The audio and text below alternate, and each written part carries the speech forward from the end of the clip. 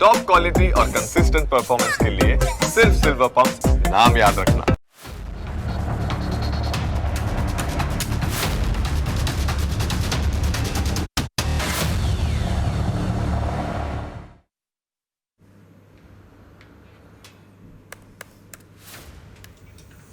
નમસ્કાર, હું Janak Dave. Fools of news analysis પ્રોગ્રામમાં આપનું સ્વાગત છે.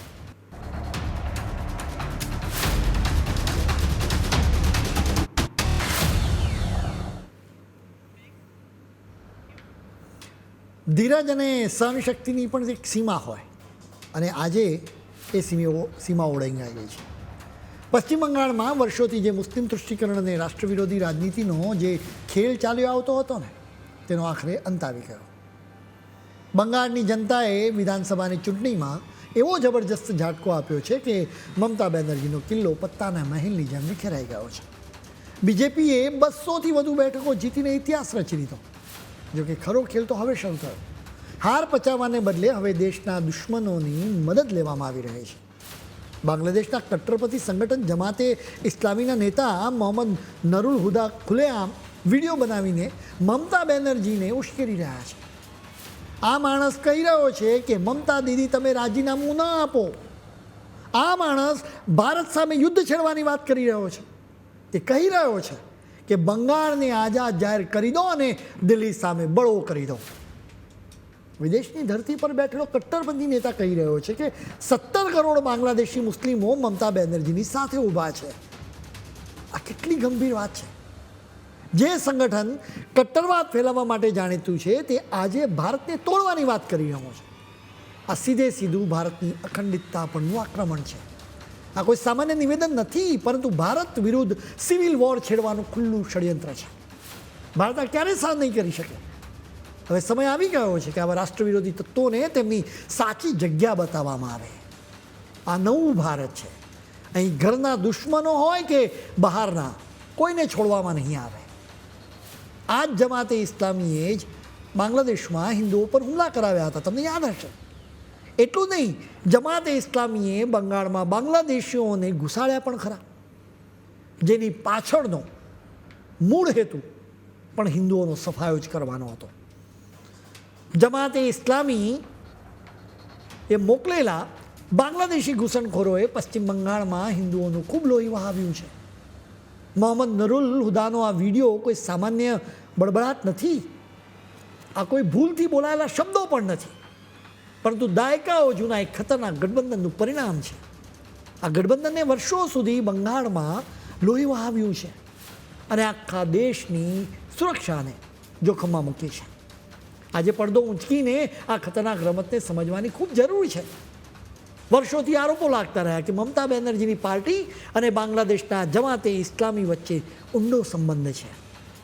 આ કાવતરું એટલું ઊંડું છે કે જેની કલ્પના કરીને પણ ધ્રુજારી છૂટી જાય. આ લોકોએ બંગાળની ધરતીને કટ્ટરવાદનું કેન્દ્ર બનાવી દીધું. જ્યારે એક વિદેશી નેતા આટલી હિંમત સાથે ભારતને તોડવાની વાત કરે ને, ત્યારે સમજી લેજો કે તેને અંદરથી પૂરેપૂરું સમર્થન મળી રહ્યું છે. આ લોકોની મથરાવટી પહેલેથી મેલી હતી અને હવે તેમનો અસલી ચહેરો આખા દેશ સામે આવી ગયો છે. ભારતની જનતા હવે આ આંતરરાષ્ટ્રીય ષડયંત્રને સહન કરવાનું નથી. હવે દરેકે દરેક હિસાબ લેવામાં આવશે અને આ ગંદા ખેલનો કાયમી અંત લાવવામાં આવશે. આ રાષ્ટ્રની સુરક્ષા સાથે જોડાયેલો ગંભીર મામલો છે અને તેને કોઈ પણ સંજોગોમાં હળવાશથી લઈ શકાય એમ નથી. હવે અમે એક ચોંકાવનારી માહિતી આપીશું. આ કોઈ મનગણત વાત પણ નથી, પરંતુ ખુદ બાંગ્લાદેશની ઇન્ટેલિજન્સ એજન્સીઓનો એક રિપોર્ટ છે. શેખ હસીનાના શાસન દરમિયાન આ ચોંકાવનારી વિગતો ભારત સરકાર સાથે શેર કરવામાં આવી હતી. શેખ હસીનાના રાજમાં ભારત અને બાંગ્લાદેશની વચ્ચે સારા સંબંધો હતા. એટલે જ બાંગ્લાદેશની ઇન્ટેલિજન્સ એજન્સીએ ભારતની ઇન્ટેલિજન્સ એજન્સીને ખાસ ઇનપુટ સાથે એક રિપોર્ટ મોકલ્યો. આ રિપોર્ટમાં સ્પષ્ટ દાવો કરવામાં આવ્યો હતો કે મમતા બેનર્જીની પાર્ટી અને જમાતે સાથે મળીને ખરાબ ખેલ ખેલ્યો હતો. 2011ની વિધાનસભાની ચૂંટણી હોય કે 2014ની લોકસભા ચૂંટણી, સરહદી જિલ્લાઓમાં જમાતે ઇસ્લામીએ તૃણમૂલ કોંગ્રેસને જીતાડવા માટે ખુલ્લેઆમ મદદ કરી હતી. બદલામાં જમાતે ઇસ્લામીને શું મળ્યું એ પણ તમારે જાણવું જોઈએ. એના બદલામાં મમતા સરકારે આ કટ્ટરપંથીઓને પૂરું રક્ષણ આપ્યું. તેમને રહેવા માટે આશરો આપ્યો અને તેમની ગેરકાયદેસર પ્રવૃત્તિઓમાં ક્યારેય દખલ ન કરી. ભારતની સુરક્ષાના મોગે આ સોદો કરવામાં આવ્યો હતો.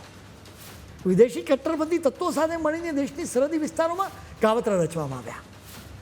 આ રિપોર્ટ ચીસો પાડીને કહી રહ્યો છે કે બંગાળમાં મમતાના રાજમાં કઈ રીતે રાષ્ટ્રવિરોધી તત્વોને પાળવામાં અને પોષવામાં આવતા હતા. આ દેશદ્રોહ સમાન ગુનો છે. સત્તાની ભૂખમાં મમતા બેનર્જીએ બાંગ્લાદેશના એવા સંગઠન સાથે હાથ મિલાવ્યા જે હંમેશા ભારતનું ખરાબ જ ઈચ્છે છે. હવે વાત પૈસાના હેરફેરની, કારણ કે આ આખો ખેલ કાળા નાણાંના જોરે રમાયો છે. તમને શારદા ચીટફંડ કૌભાંડ યાદ છે ને? બંગાળના ગરીબ લોકોની પરસેવાની કમાણી લૂંટવાનું મહાપાપ કરાયું હતું. આરોપ છે કે આ લૂંટના પૈસા તૃણમૂલ કોંગ્રેસ દ્વારા બાંગ્લાદેશમાં બેઠેલા જમાતના આતંકવાદીઓ સુધી પહોંચાડવામાં આવ્યા હતા. આ ખિમલી ભગતમાં એક નામ વારંવાર સામે આવે છે અને એ નામ છે અહેમદ હસન ઇમરાન. મમતા બેનર્જીએ આ માણસને રાજ્યસભાના સંસદ સભ્ય બનાવ્યા, જેના પર સિમી જેવા પ્રતિબંધિત સંગઠન સાથે જોડાયેલા હોવાના ગંભીર આરોપો હતા. તપાસ એજન્સીઓએ તેની કલાકો સુધી પૂછપરછ કરી, કારણ કે તે જમાતે અને તૃણમૂલ વચ્ચેની એક મુખ્ય કડી હોવાનું મનાય છે. હવાલા નેટવર્ક સરહદ પરથી જ થતી દાણચોરી અને મની લોન્ડરિંગનો આ એવો ગંદો કીચડ છે જેમાં મમતા સરકાર ગળાડૂબ ખૂંપેલી હતી. એક તરફ સત્તાનો નશો અને બીજી તરફ દેશની સુરક્ષા સાથે આટલી મોટી ગદ્દારી કરવામાં આવી. આ પુરાવા ચીસો પાડીને કહી રહ્યા છે કે બંગાળમાં લોકશાહીના નામે કેવું ભયાનક ષડયંત્ર ચાલતું હતું. હવે આ બધી વિગતો સામે આવી ગઈ છે અને આ પાપનો ગળો ભરાઈ ગયો છે. આ પૈસા ક્યાં ગયા અને કોના ઇશારે ગયા તેનો એક એક હિસાબ હવે મમતા બેનર્જીએ આપવો જ પડશે, કેમ કે બંગાળની નવી સરકાર આકરા સવાલો પૂછવાની છે અને પૂછશે. આ ગઠબંધન માત્ર ચૂંટણી જીતવા માટે નહોતું, પરંતુ પશ્ચિમ બંગાળને કટ્ટરપંથીઓનું સુરક્ષિત ઠેકાણું બનાવવા માટેનું હતું. ઇન્ટેલિજન્સ રિપોર્ટ્સમાં લખવામાં આવ્યું છે કે બંગાળમાંથી આતંકવાદીઓ સુધી પૈસા પહોંચાડવામાં આવ્યા. બીજેપીના નેતાઓ તો વર્ષોથી બૂમો પાડી રહ્યા હતા કે સરહદી જિલ્લાઓ આતંકીઓના અડ્ડા બની ગયા છે. માત્ર મુસ્લિમ વોટ બેંકની લાલચમાં ભારતની સુરક્ષા સાથે બાંધછોડ કરવામાં આવી. હવે સૌથી મોટો ખતરો જુઓ કે મમતા બેનર્જીએ ઘૂસણખોરો માટે દરવાજા ખુલ્લા મૂકી દીધા હતા. જ્યારે આખા દેશને ઘૂસણખોરોના લીધે ચિંતા હતી, ત્યારે મમતા દીદી બાંગ્લાદેશી ઘૂસણખોરો અને રોહિંગ્યા મુસલમાનોનું સ્વાગત કરી રહ્યા હતા. તેમણે રોહિંગ્યાઓને પાછા મોકલવાના કેન્દ્ર સરકારના પ્રયાસોનો ખુલ્લેઆમ વિરોધ કર્યો હતો. તેઓ કહેતા રહ્યા કે બધા સામાન્ય લોકો આતંકવાદી નથી હોતા. મમતાએ બાંગ્લાદેશી ઘૂસણખોરો માટે ખોટી રીતે ભારતીય દસ્તાવેજો બનાવી આપ્યા. રાતોરાત ઘૂસણખોરોના રેશન કાર્ડ બની ગયા અને મતદાર યાદીમાં નામ પણ સામેલ થઈ જાય. આ બધું ભારતની સુરક્ષાના ભોગે થયું. સરહદ પર ફેન્સિંગ કરવાનું હોય તો રોડા નાખવામાં આવે અને ઘૂસણખોરો સામે પગલાં લેવાની વાત આવી તો દયા બતાવવામાં આવે. આવા કાવતરાના પરિણામે આપણી સામે છેક સરહદી જિલ્લાઓની વસ્તીનું આખું માળખું બદલાઈ ગયું. સુરક્ષાની ચિંતા વધી રહી છે અને કટ્ટરવાદ ફૂલી ફાલી રહ્યો છે. રાષ્ટ્રવાદીઓ જે ચેતવણી આપતા હતા એ સાચી પડી રહી છે કે એક સમાંતર સમાજ ઊભો થઈ રહ્યો છે, જે આવતીકાલે ભારતની અખંડિતતાને પડકારશે. પશુઓની દાણચોરી, નકલી નોટોનું નેટવર્ક અને માનવ તસ્કરી, આ આખું દૂષણ રાજકીય આશીર્વાદ હેઠળ ફૂલું ફાલ્યું. સુરવેન્દ્ર અધિકારી અને અન્ય નેતાઓ વારંવાર આરોપ લગાવી રહ્યા છે કે તૃણમૂલના મોટા માથાઓ જમાતે ઇસ્લામીના તત્વો સાથે મળીને કામ કરી રહ્યા છે. દેશહિતને બાજુઓ મૂકીને માત્ર એક ખાસ સમુદાયને રાજી રાખવાની આખી નીતિને જ રાષ્ટ્રીય સુરક્ષાને જોખમમાં મૂકી છે. ચૂંટણી પછી સામે આવેલો આ જમાતનો વિડીયો કોઈ સંજોગ નથી, પરંતુ એ લોબીની હતાશા છે જેણે પોતાનો રક્ષક ગુમાવી દીધો છે. મમતા બેનર્જીની પાર્ટીએ લઘુમતી મતોનું એકત્રીકરણ, કટ્ટરપંથીઓ પ્રત્યે નરણ વલણ અને ઘૂસણખોરી સામે આંખ આડા કાન કરીને જ પોતાની સત્તા ટકાવી રાખી. પરંતુ બંગાળની જનતા બધું સમજી ગઈ. તેમણે હિંસા, ભ્રષ્ટાચાર અને વસ્તીમાં કરાતા ફેરફારના ખેલને ઓળખી લીધો અને આ વખતે તેને જડબાતોડ જવાબ આપ્યો છે. છતાં હાર પછી પણ જૂની આદતો જતી નથી.